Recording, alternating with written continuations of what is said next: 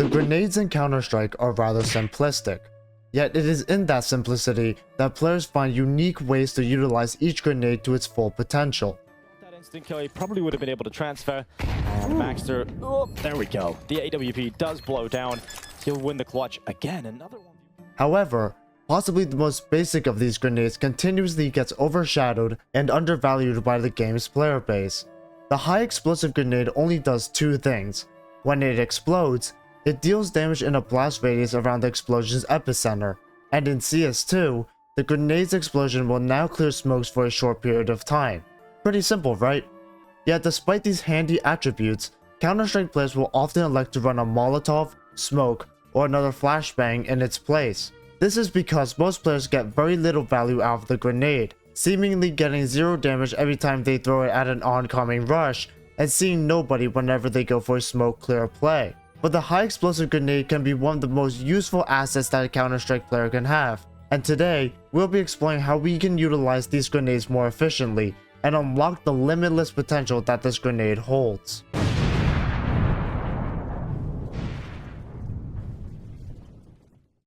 This video is sponsored by SkinsMonkey. SkinsMonkey is a 24/7 online trading service for CS2 that is extremely easy to use and completely transparent.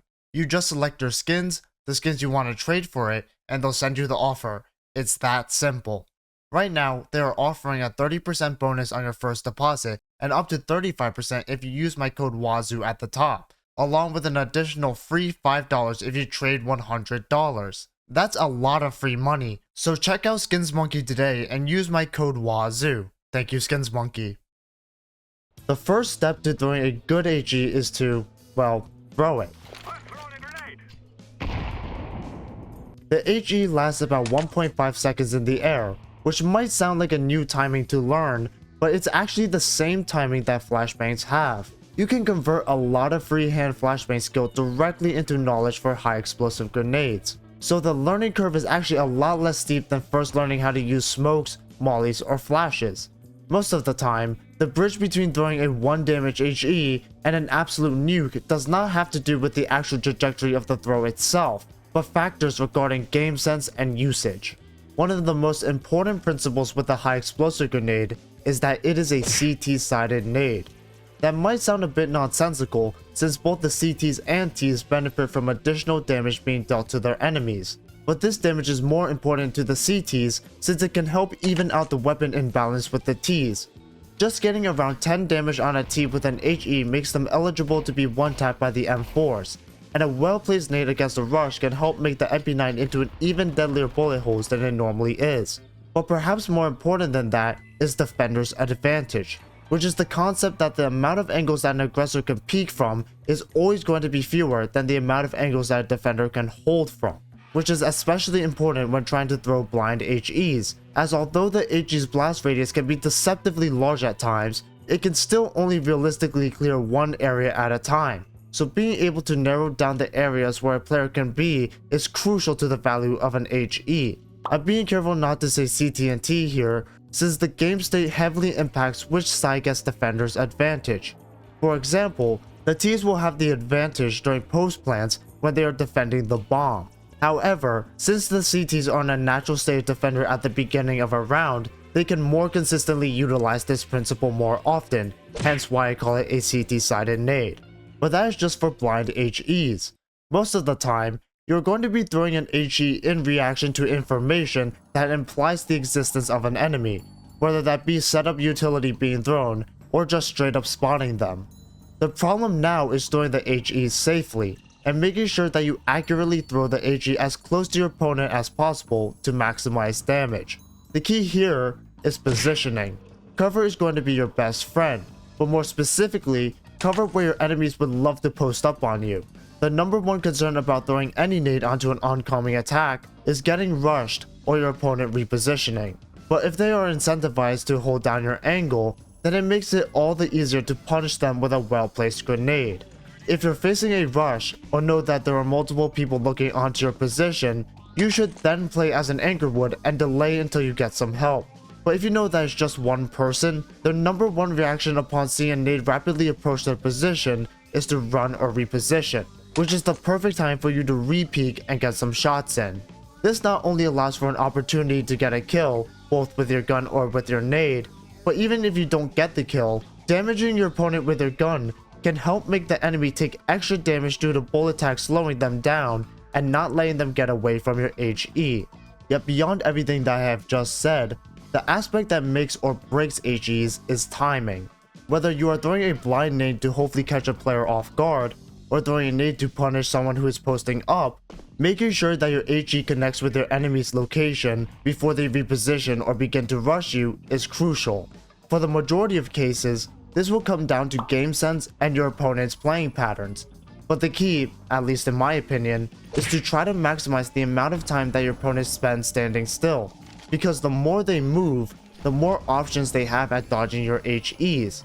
The first way I mentioned was by playing in spots where your enemies are more likely to post up on you, but other ways include HEing behind your mollies and smokes, waiting for a T to start planting, or probably the most obvious one, when an enemy is trapped in a corner. And those are just the basics of throwing HEs for damage. There are a lot more advanced techniques and ideas, such as utilizing the HE's damage tagging to help separate a rush, throwing HEs to counter common nade lineup spots, and going for gamble nade stacks. These are far more dependent on your opponent's playing patterns, and as such, I'm not going to attribute a general rule of thumb to them. So instead, we'll be discussing the totally less enemy dependent mechanic of smoke clearing. Introduced in CS2, smoke clearing has become a staple weapon in many team strats, but so far, it has mostly been limited to pre-planned grenade lineups because throwing effective smoke clear HEs is hard. With a lack of visual reinforcement over the HE within the smoke, it takes a lot of practice to get a general feeling of where the HE will land within the smoke while standing, moving, and trying to avoid bullets. Not only that, there are several key factors that you should consider before throwing a smoke clear HE for yourself, which is if the enemies can hear the HE bounce within the smoke before it pops, and how much damage you will potentially be taking in the process. Especially regarding the former point, this makes ideal freehand smoke clear HEs incredibly hard to throw, which is why most players and teams would rather just stick to lineups that they practice for this specific purpose. But even then, the reason why most smoke clear plays fail is just simply because people don't play behind smokes or are cognizant of common HE lineups that are in play. But therein lies an opportunity. Even though all Counter-Strike players have had the chance to experiment with this mechanic since CS2's full release about 6 months ago, the potential of smoke clear plays has still not been fully realized. Huge high explosive, Jackson! Jackson!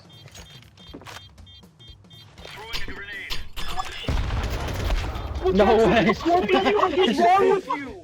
You can get really creative with smoke clears, but most people don't really take the time to experiment. One example that I really like is from a match between FaZe and Na'Vi during IEM Sydney.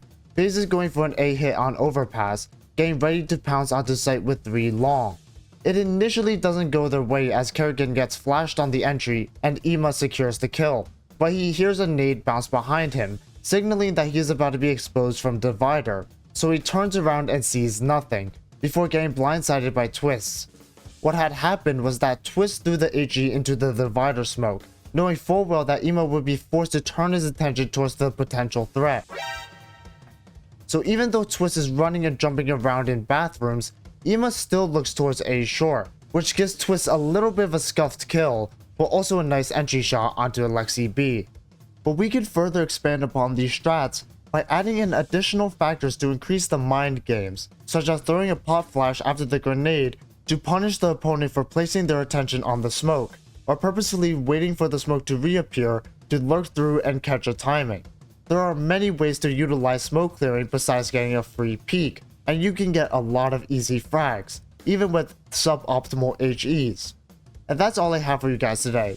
If you enjoyed the video, consider leaving a like and subscribe, and I'll see you guys very soon.